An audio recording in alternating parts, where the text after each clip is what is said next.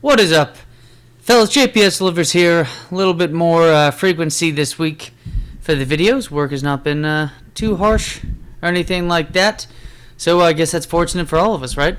But right here, campus legend BJ Simmons and the boys, Iowa at home, number 10 in the country, rivalry game against the Cyclones, trying to move those booties like a cyclone, trying to beat this team all night long. Let's go. BJ Simmons and the boys, 2-0 both teams, as you saw right there. Iowa State. That's the cool thing about, NCAA games. They would show, or at least the ones on the PlayStation 2, they would show the rankings for both teams, regardless if they're in the top 25 or not. It's pretty cool.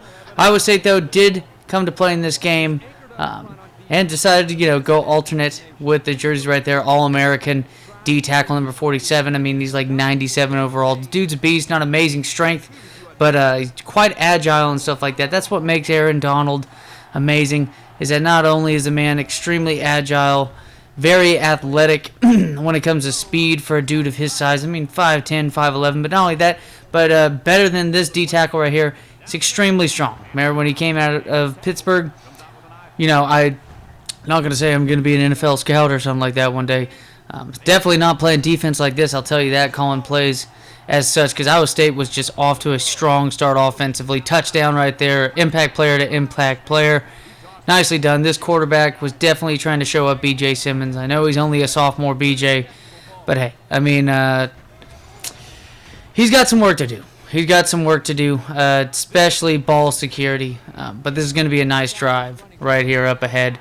But Aaron Donald, I mean, just a special player like that. Dude's a beast. Knew he was going to be a beast for a long time. And he's currently arguably the best defensive player in all of football. All of football. Just another J.J. Watt right there on the defensive side of the ball. Started trying to get the running game going for sure. Unfortunately, a fumble on this play. But we're going to challenge it right here. But tonight's game, we saw on Monday Night Football, Mike Williams was active. And Mike Williams was not only active off, the injury list, but Mr.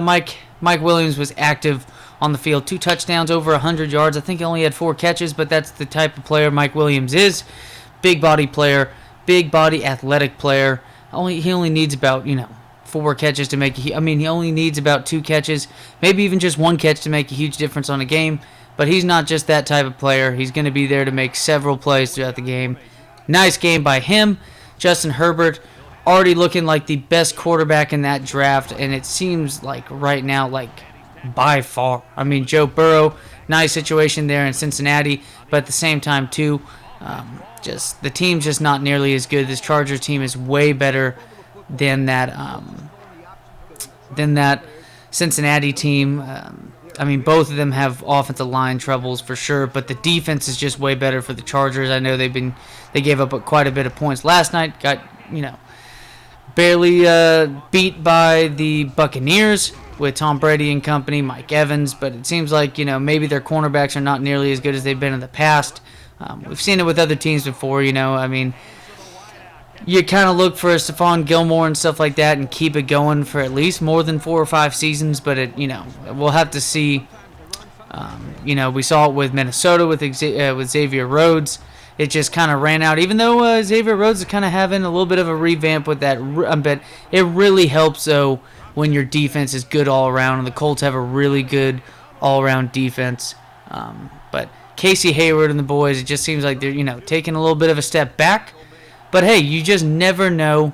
We'll just have to see. Always been injuries though on this on that side of the ball for the Chargers. Derwin James was injured last season. Joey Bosa injured last season. Melvin Ingram as well. A very pretty underrated pass rush on that team.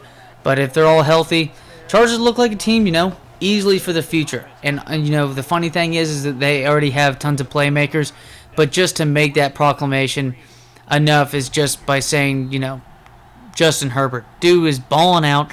Dude's been balling out. That touchdown pass he had to Keenan Allen. Hopefully Keenan Allen gets healthy. The dude just never seems to stay healthy. I think it was a back issue. It's always been back. The guy had a fucking lacerated kidney one year and was out the whole season, I believe, after that. Dude just can't stay healthy, which is a shame because Keenan Allen is one of the more underrated possession wide receivers we have seen in years, in my opinion. And I know it might not even be a hot take just considering so many people do recognize that.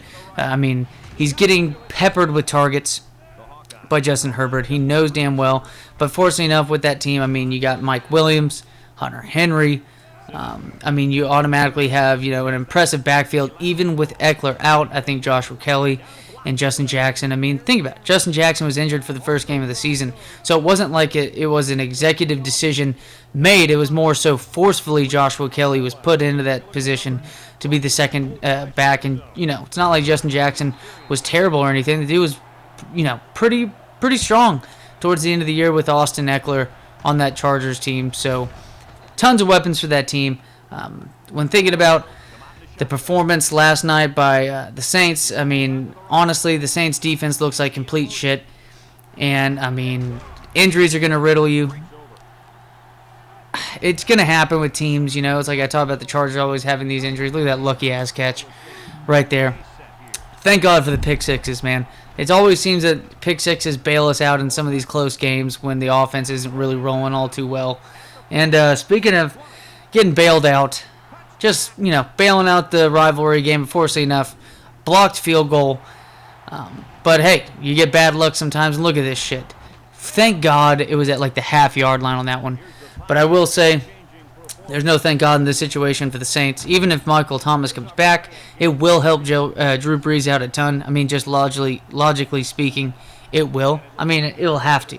Let's be honest. It'll have to. It's just pretty much for this Saints team, their defense kind of looks, Cam Jordan's amazing, let's be honest, and they do have pretty good linebackers on this team, but if they're going to have injuries, this Saints team looks a lot like the Saints teams when Drew Brees was throwing for 5,000 yards and 30 up to 40 touchdowns a season. And he was averaging like 300 yards a game easily. 300 yards a game easily. What was it, like 350 technically if you do the math? Maybe even 400. I think it's like more so 350. But this is not the Drew Brees of old. It's not the Drew Brees of old. It's just old Drew Brees. And this Saints team does not look. I remember when they looked pretty impressive against the Tampa Bay Buccaneers. Mind you, it was the first game of the season for the Buccaneers. There's no preseason or anything like that. I know the Buccaneers just lost to the Bears, but the Bears are a lot better with Nick Foles at quarterback, and it helps that defense a lot to where that defense is able to feel a lot more comfortable playing, with a quarterback that's at least, competent. Sorry, Mr. Trubisky, that's just the case. I know I feel bad when players like that, but just sometimes, when you're playing in front of millions of people on the television and in person, it's just, some people just aren't cut for it like others. It's just, that's just the case. You could have some of the most impressive players in the world, and let's be honest, we talk about fantasy football all the time. Talk about it all the time. Is that, you got this player you can stash in the back of your bench. He's going to be, amazing and stuff like that. He has such great skill, blah, blah. He can run, he can run a fucking 4.3. He's got a, 50-inch vertical. There's freak athletes everywhere in the NFL. But only some of those players can actually just, have that TO mentality and just absolutely kick ass on the field as well. So, it sucks to see, but sometimes just not cut out. The pressure's not cut out for everybody. It's just how you're made. And, sometimes how you grow up as well. This should have been a catch impact player, all-American wide receiver. Come on, man. You gotta do better than that on that one. But back to the Saints. I think the Saints are really in trouble. I don't think the Saints are going to win their division. I'm going to say that now. I think the Buccaneers are going to win their division, probably at 10-6 or something like that. I think the Saints end up like 8-8. This season just already looks screwy enough. Their defense if their defense doesn't fix itself, then they just don't have that offense. The offense, don't get me wrong, Michael Thomas is a great weapon. Alvin Kamara isn't a great weapon. Latavius Murray can definitely, help control the clock and get you, maybe a 100-yard game with a touchdown or two sometimes. We saw last game only, 70 yards rushing, had 2 touchdowns against the Lions, played them a lot in daily fantasy because, hey, if you got 60% of people playing with Alvin Kamara and you don't think the Lions are good enough anyways to just try to come out of nowhere, and your way of pivoting off of that is playing Detroit like running backs, which is not smart ever. Then you might as well just play Latavius Murray, especially with the weapons down and that they had with Michael Thomas and company. But the Saints defense got to fix itself, or else this team's in big trouble. Not going to make the playoffs. If that's going to be the case, I just don't see them having a wild card team. We'll have to see how the rest of the NFC pans out. Obviously, it looks like only one team's going to come out of the NFC. Not the NFC South, because that is the NFC, but the NFC East. I mean, the NFC least. It's just I only see one team coming out of there. So the Saints. Maybe it's the NFC West that we're going to see two teams come out. I mean, 49ers got to fix their shit. We saw that debacle right there. I mean, it could just be 1 week again. We always have recency bias in all sports, and it's really huge in the NFL when it comes to one. I mean, remember when we thought Dalvin Cook was dead? Mind you, his groin might be dead now after hurting it, and Alexander Madison is one hell of a player. That's the type of dude that you do stash on your bench and look forward to having him in case, God forbid, injury, but you look forward to at least, protecting your capital. And, if you had Dalvin Cook, you should have had Alexander Madison. And we're going to see Alexander Madison show off his skills because the dude's a beast. He showed it off on Sunday night. Stuff like that. But I don't think the Saints make the playoffs if this kind of stuff continues. I don't think Drew Brees can keep up by trying to pass the ball for 300 yards a game. I mean, they should try to, Sean Payton is an offensive genius. They should be able to find a way to, create like the short game and, just write off some masterful plays with routing and stuff like that with Emmanuel Sanders, with Michael Thomas, maybe just run, 4 wide receiver sets to where you got those 2 in the slot and able to utilize those 2 guys as well as having Alvin Kamara. But at the same time, though, I just don't see any deep threats that they have. Maybe throw Jared Cook out wide and let those 2 be slot wide receivers for him. I just don't know. But tonight's game, at least, Bills and Titans already have a ton of COVID players out. Corey Davis, Adam Humphries, Baston or something like that, the other wide receiver. So you're going to see a couple names that you really haven't heard of so far this season, at least. I think they have a guy like Westbrook something, Hollister as well. You could see their backup tight end, who is a receiving option, Fersker, get involved a little bit as well. I do think that A.J. Brown's going to have a better game than people think by returning. I don't think Stephen Gilmore is going to be returning for tonight's game. I don't think he's active. So that being said, this Bills defense hasn't looked as great as it was anticipated to look this season.